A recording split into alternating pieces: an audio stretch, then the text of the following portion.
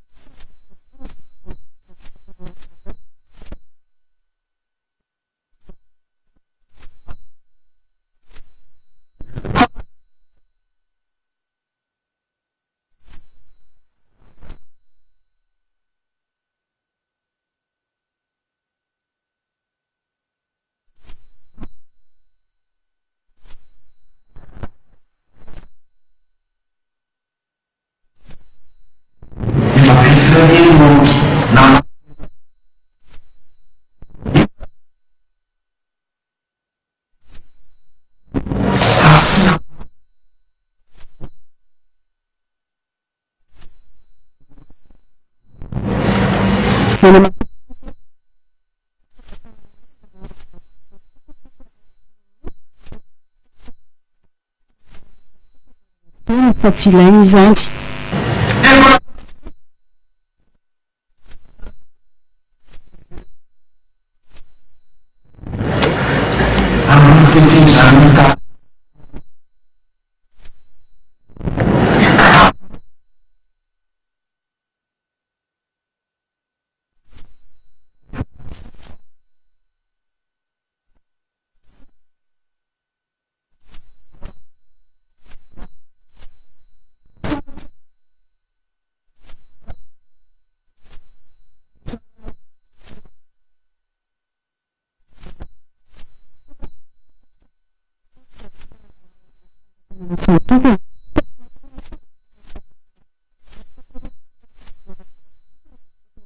Luto nanotrona ity fotoana ity rehefa fotoana ihany koa tonga tena mila mpapanjakana ny avoloa androany.